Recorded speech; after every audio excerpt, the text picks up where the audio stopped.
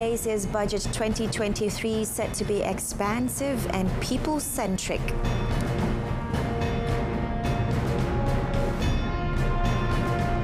Annexation votes in Ukraine a violation of international law.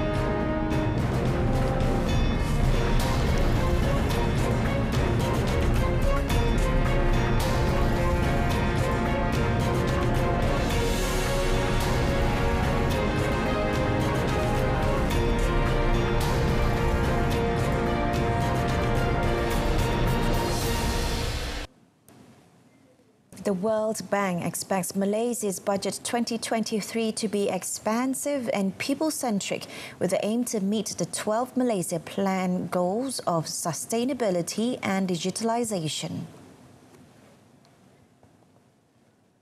Apurva Sanghi, the bank's lead economist for Malaysia, said the budget would likely to allocate more resources to education and health while addressing seasonal situations such as the impending flooding and elections. He said more spending and incentives to support the digitalisation drive for small and medium enterprises (SMEs) could also be expected. However, Sanghi said budget 2023 should not be overly expansive due to three reasons: the economy is doing well, the fiscal space is shrinking, and the global outlook is uncertain, especially for next year. He added that the world might edge towards a recession next year and will looming geopolitical risks which could affect Malaysian export and trade accounts. Finance Minister Tengku Datuk Sri Zafrul Abdul Aziz on 6 August said the country still has some fiscal space to manage the challenges of price pressures, given the country's debt to gross domestic product (GDP) ratio was at 60%. He said although the statutory debt ceiling limit has been increased to 65% of GDP from 60% previously, the government remained steadfast in capping the fiscal deficit target at 6.0% of GDP. The World Islamic Economic Forum (WIEF) Foundation has called for greater dialogue and collaboration between Muslim countries to take advantage of the $3 trillion global halal economy. Chairman Tan Sri Dr. Syed Hamid Albar said currently Muslim countries are not fully optimizing their involvements in the various facets of the halal economy, and much are needed to be done to improve networking between these countries. He said in terms of revenue, Muslim countries are big, but their participation in the halal market is low at only about 8%, which means more types of roundtable among Muslim countries needs to be carried out to take advantage of the halal economy's potential. State Trade, Industry and Entrepreneur Development Committee Chairman Dato' Abdul Halim Hussein meanwhile said, although Pulau Pinang is one of the leading players in the global electric and electronics sector, the West Asia and North Africa MENA region is still very much an unexplored market for the state. The one-day event themed Economic Rebound Transforming the Future was attended by 362 participants from 15 countries such as Indonesia, Philippines, Russia and the United Arab Emirates. The WIEF Roundtable Penang 2022, hosted by the state government and co-organised by WIEF and Penang Halal International, is the 17th roundtable event organised by WIEF Foundation and the second to be held in Malaysia. Senior Defence Minister Dato' Sri Hishamuddin Tun Hussein is confident mobilisation works on the Littoral Combat Ship LCS project will be completed by the end of this year as scheduled. He said the full details of the mobilisation development would be announced by him soon. Elaborating further on the matter, the minister said as of yesterday, his ministry had succeeded in restoring ties with local and foreign project suppliers and vendors. Saya harap hujung tahun proses mobilisasi ini telah dapat memenuhi semua kehendak kita dan kita boleh melihat kepada proses pembinaan kapal pertama. In August, MINDEF was given 6 months to mobilise efforts to revive the project, and it was believed the first ship would be delivered to the Royal Malaysian Navy RMN in 2 years. During the same month, the Public Accounts Committee (PAC) revealed that not even one LCS had been completed, even though the contract worth 6.083 billion ringgit provided for 5 of the 6 ships to be completed and handed over by August 2022. On 11th August, the Malaysian Anti-Corruption Commission (MACC) announced it had completed an investigation paper against several individuals linked to allegations of misappropriation in handling the LCS construction project. The Ministry of Women, Family and Community Development (KPWKM) will, for the first time, organise a Women's Leadership Forum with political party leaders from government and opposition. Minister Datuk Sri Rina Muhammad Harun said the one-day forum to be held at Universiti Kebangsaan Malaysia UKM would discuss issues related to women's participation in politics and as candidates for the 15th general election GE15. She added that the forum is expected to be held next week. Earlier, the minister said Malaysia ranked 103rd out of 146 countries in the MGGI 2022. According to her, Malaysia recorded 0.638 for the Economic Engagement Sub-Index, 0.095 for Educational Attainment, Health, 0.972, and Political Engagement, 0.102. She also noted that based on the World Economy Forum's Global Gender Gap Index, Malaysia currently ranks 9th among ASEAN countries compared to 10th in 2021. Datuk Sri Rina said Malaysia's performance will also be discussed at the forum, as the significant gender gap in leadership, politics and decision-making areas is an indicator that needs serious attention. The Raja Pemaisuri Agong Tunku Hajah Azizah Aminah Maimunah Iskandaria attended a dinner in conjunction with the 8th ASEAN Traditional Textile Symposium at Istana Negara last night. A total of 400 guests present comprised local fashion designers as well as a delegation of textile practitioners from 13 countries involved in the symposium held from 25th September until Friday. The event last night featured a cultural presentation as well as a traditional fashion show, including songket and pahang weaving. The cultural performance was to introduce to foreign representatives on the uniqueness and diversity of arts, culture and ethnics of Malaysia. The symposium is held biannually to bring together textile art activists from ASEAN and other regions to share information about the uniqueness of their respective textiles. The symposium, organised by the Royal Pahang Weaving Foundation, showcased the beauty of Malaysian textiles, including songket and batik, as well as Malay heritage textile manufacturing techniques such as tekat, tenun, telepuk and gergus for exposure to the world community. In conjunction with the symposium, 19 papers will be presented by representatives of 13 countries, including Brunei, Indonesia, Cambodia, Canada, India, the Philippines and Myanmar, specifically to discuss the preservation of the art and sustainability of native woven textiles in the ASEAN region.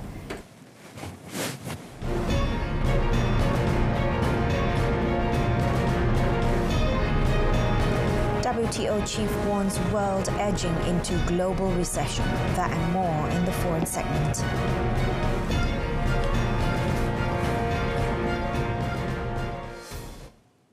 The Moscow organised votes in 4 occupied regions in Ukraine on annexation by Russia area a sham and a blatant violation of international law, NATO's chief Jens Stoltenberg said Tuesday.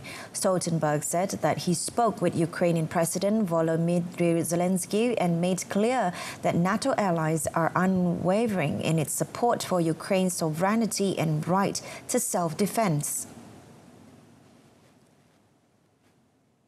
When we see that kind of nuclear rhetoric again and again from Russia, from President Putin, it is something we have to take seriously. And therefore we are conveying the clear message that this will have severe consequences for Russia and that the nuclear war must never be fought. His declaration was made on the 5th and final day of the Moscow-organized voting in the Ukrainian regions, where Kremlin-installed authorities were already claiming the uncounted ballots had gone Russia's way. While NATO is not directly involved in the war in Ukraine, the blowback from the conflict, especially from soaring energy prices, has been felt across Europe, where countries make up the bulk of the alliance's membership. The energy issue became even more dramatic with leaks from 2 currently non-operational gas pipelines linking Russia to Germany, with Denmark and Poland raising suspicions of sabotage. Over at United Nations, U.S. Ambassador to the UN Linda Thomas-Greenfield says that the United States will never recognize any territory Russia attempts to seize or allegedly annex as anything other than part of Ukraine during a Security Council meeting. The UN has come together after Kremlin installed authorities in 4 Ukrainian regions under Russian control claimed victory in annexation votes. The United States will never recognize any territory Russia attempts to seize or allegedly annex as anything other than part of Ukraine. If Russia chooses to shield itself from accountability here in the Council, we will then look to the UN General Assembly to send an unmistakable message to Moscow. Typhoon Noru barreled into Vietnam's central coast early today, the national forecaster said, bringing powerful winds and heavy rain as hundreds of thousands of people took refuge in shelters. In Da Nang, Vietnam's third largest city, high-rise buildings shook in the strong gusts that toppled trees and tore roofs from homes across the central region.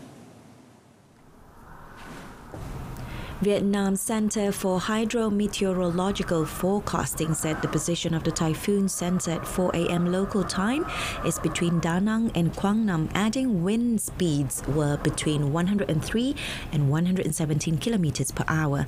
More than 200,000 people in Vietnam had taken refuge in shelters overnight after forecasters predicted the storm would be one of the biggest to hit the Southeast Asian nation. That came after Super Typhoon Noru slammed into the Philippines earlier this week, killing 6 people. Authorities said late Tuesday they had evacuated nearly 260,000 people from their homes, including in the popular tourist city of Hoi An, where residents were brought to a primary school. Officials estimate about $2.4 million worth of crops were damaged. Hurricane Ian barreled north from Cuba yesterday after forcing evacuations on the island, cutting power to more than 1 million people and flattening homes on its way to Florida. The U.S. National Hurricane Center NHC said the Category 3 hurricane was 265 miles south of Sarasota, Florida by mid-afternoon, with maximum sustained winds of 195 kilometers per hour. The hurricane hits Cuba at a time of dire economic crisis. Even before the storm, hours-long blackouts had become everyday events across much of Cuba, and shortages of food, medicine and fuel are likely to complicate efforts to recover from Ian. The hurricane is expected to strengthen further on Tuesday after cutting a swath through Cuba's western farm country and emerging over the warm waters of the southeastern Gulf of Mexico, reaching Category 4 strength before it approaches the west coast of Florida. Ian made landfall in Cuba's Pinar del Rio province early on Tuesday, prompting officials to cut power to the entire province of 850,000 people as a precautionary measure and evacuate 40,000 people from low-lying coastal areas, according to local media reports. Violent wind gusts shattered windows and ripped metal roofs of homes and buildings throughout the region, where many houses are decades old and infrastructure is antiquated. Roads into the areas directly hit by the hurricane remained impassable, blocked by downed trees and power lines.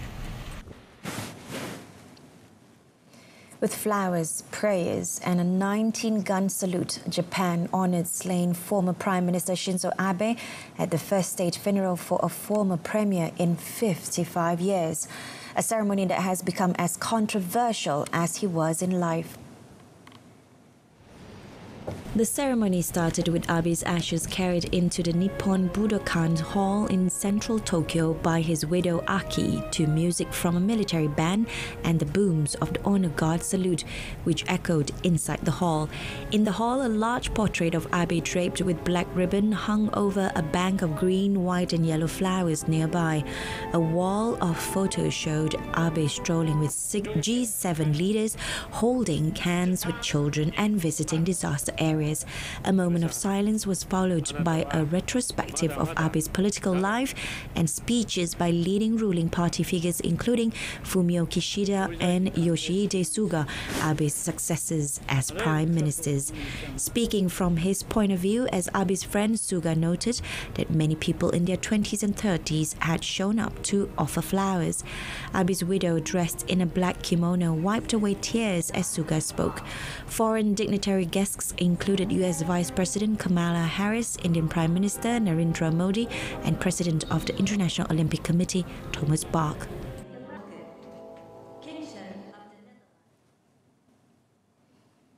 Saudi Arabia's King Salman bin Abdul Aziz has named his son and heir, Crown Prince Mohammed bin Salman, as the kingdom's prime minister and his second son, Prince Khalid, as defense minister. A royal decree showed yesterday. The reshuffle kept another son, Prince Abdulaziz bin Salman, as energy minister, the aged king said in the royal decree carried by state news agency SPA. Foreign Minister Prince Faisal bin Farhan Al Saud, Finance Minister Muhammad Al Jadaan, and Investment Minister Khalid Al Faleh remain in their positions.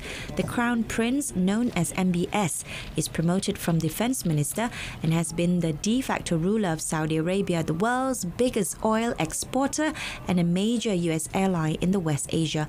His new role as Prime Minister is in line with the King's previous delegation of duties to him, including representing the Kingdom on foreign visits and chairing summits hosted by the Kingdom.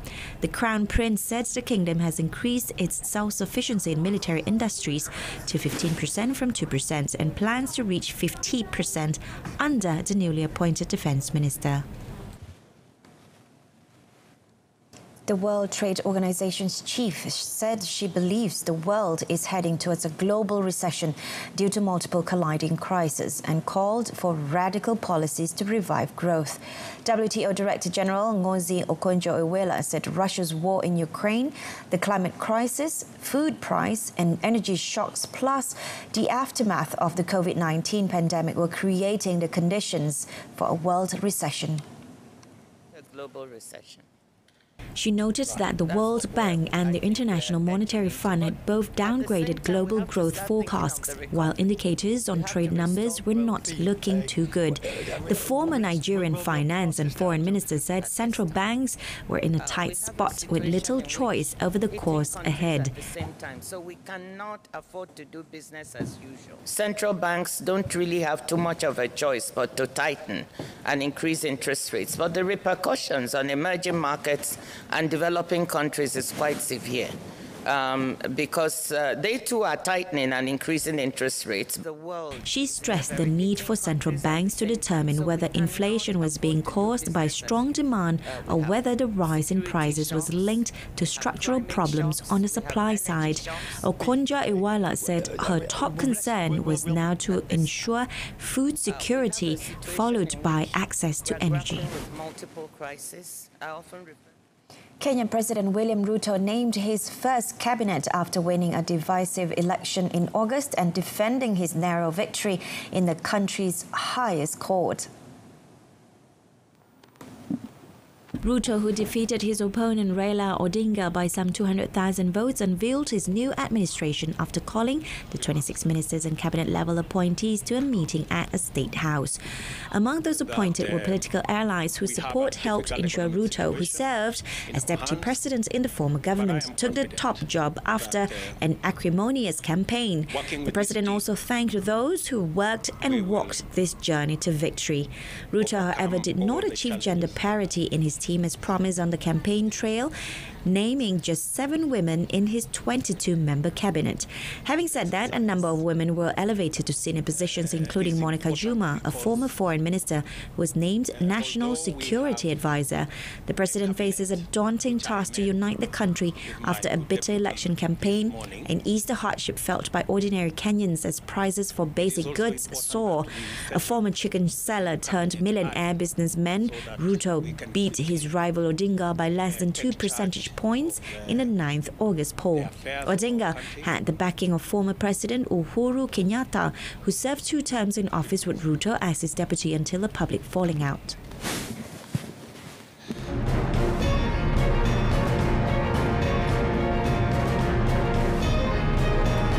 come in sports. Setia now ranked world number 3.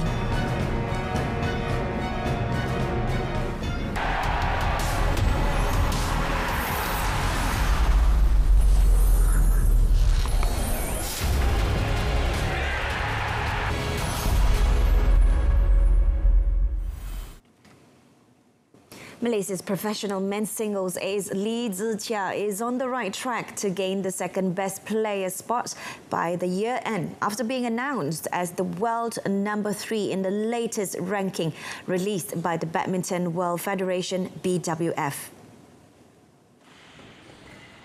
Setia moved up one rung from his previous 4th position by collecting 91,578 points, while reigning world champion Victor Axelsen of Denmark remained on top with 122,606 points, followed by his compatriot Anders Antonsen with 92,700 points.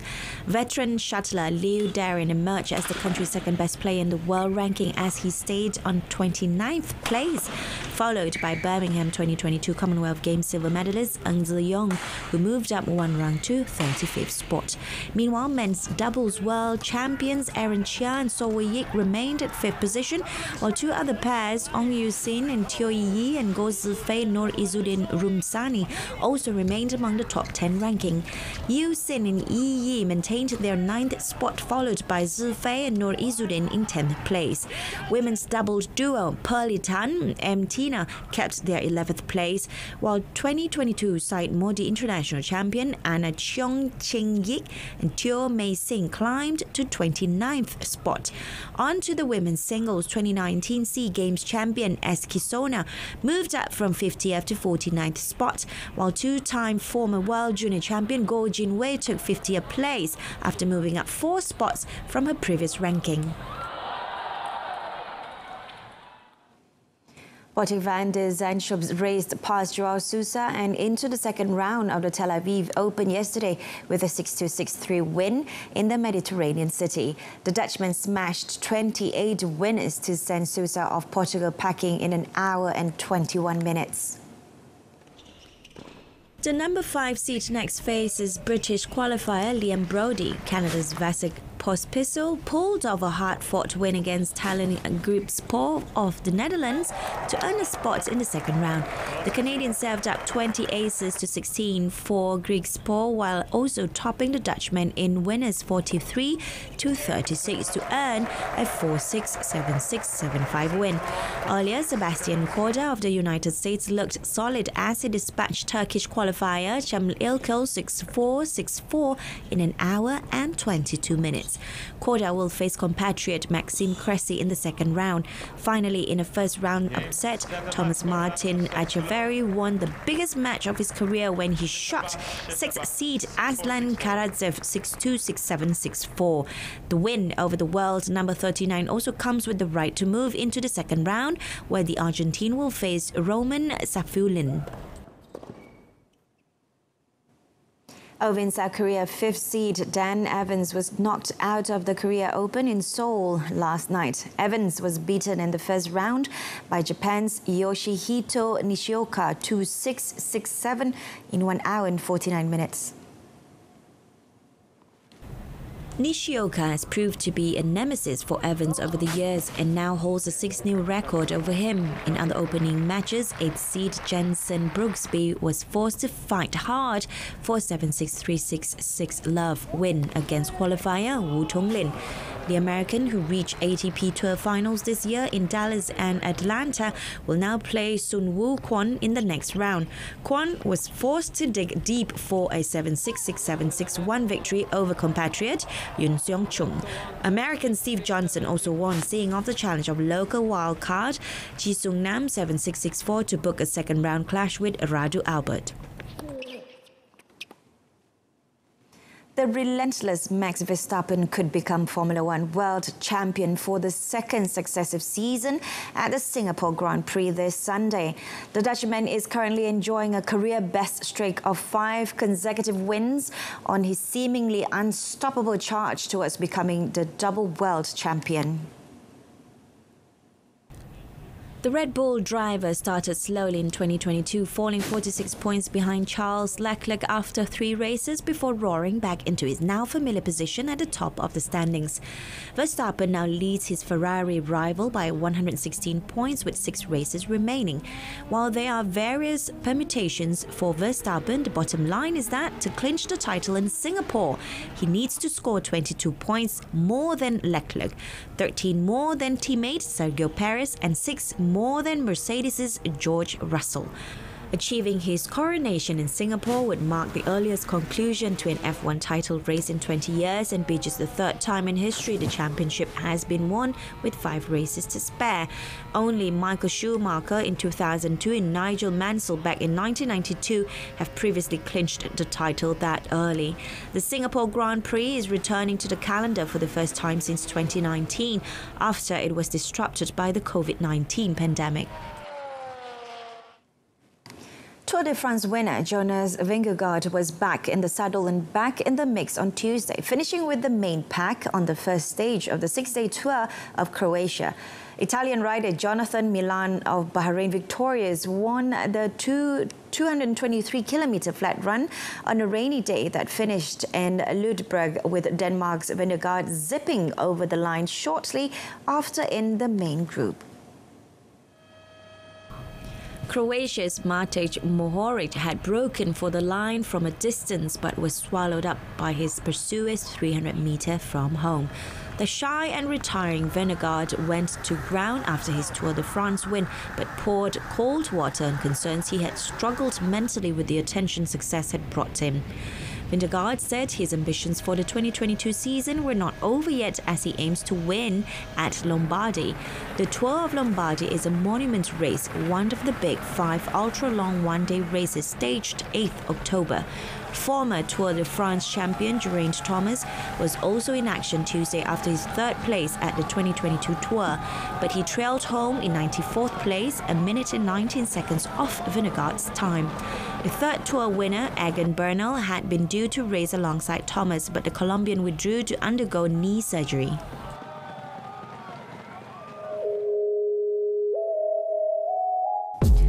Why do we tell you stories? Relevant, New, efficient, accurate. reliable. We bring you extraordinary stories from around the world, from politicians, bankers, and even your favorite celebrities. This and many more on RTM's English News.